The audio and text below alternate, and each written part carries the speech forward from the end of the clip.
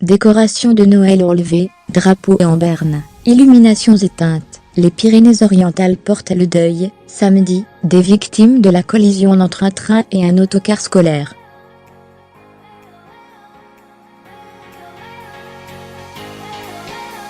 Le monde barre vertical.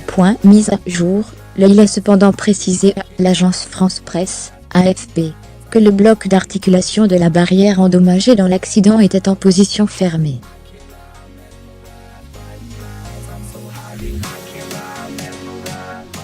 Toutefois, il dit, l'enquête doit montrer si cette position fermée est la résultante de l'accident, ou si la barrière avait normalement fonctionné.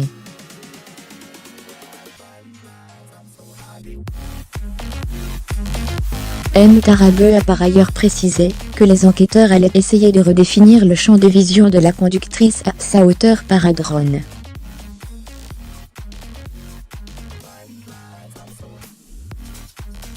Deux jours après la collision d'un train et d'un car scolaire à Mia, qui a tué 5 adolescents, nous entrons dans le temps du deuil, a déclaré samedi le préfet des Pyrénées-Orientales, Philippe Vigne, à Perpignan.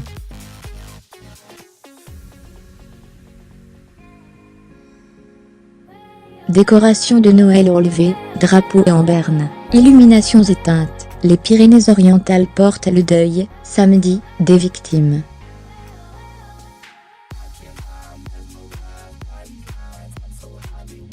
Nous nous installons dans la durée, nous ne sommes qu'au début du processus malheureusement, et le défi qui est devant nous c'est d'aller jusqu'au bout des choses.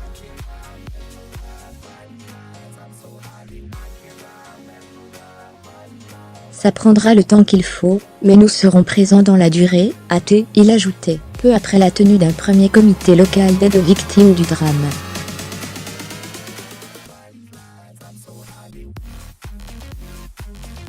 Lire aussi, les questions qui se posent après la collision entre un car scolaire et un TER à Mia. 5 collégiens, qui se trouvaient à bord d'un car scolaire, sont morts dans la collision jeudi, vers 16h de l'autocar, avec un train sur un passage à niveau.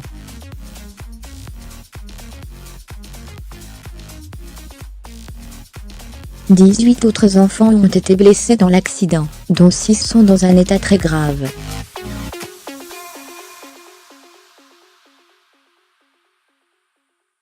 Le coordonnateur interministériel Philippe Sebda, de son côté, précisait qu'il veillerait à faciliter l'accès des familles aux dispositifs de soutien de prise en charge et d'indemnisation, à la bonne information des familles sur les enquêtes techniques en cours, et notamment celles sur les transports terrestres.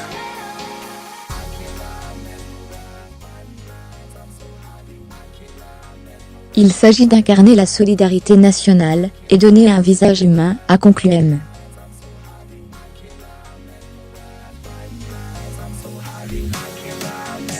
Pendant plus de 2 heures, les services de l'État, le procureur de la République de Marseille, Xavier Tarabe, saisi de l'enquête, via le pôle spécialisé dans les accidents collectifs, les associations d'aide aux victimes, mais aussi des représentants des chefs-lieux concernés par le drame se sont réunis pour mettre en œuvre le soutien aux familles, et à la commune de Saint-Féliu-d'Aval, d'où sont originaires toutes les victimes.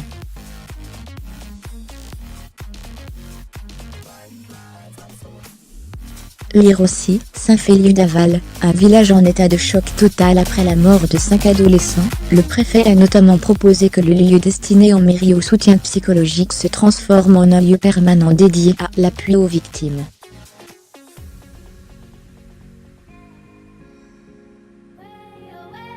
Le comité se réunira chaque mois pour s'assurer que les besoins des victimes soient transmis, et veiller aux indemnisations, a encore expliqué M.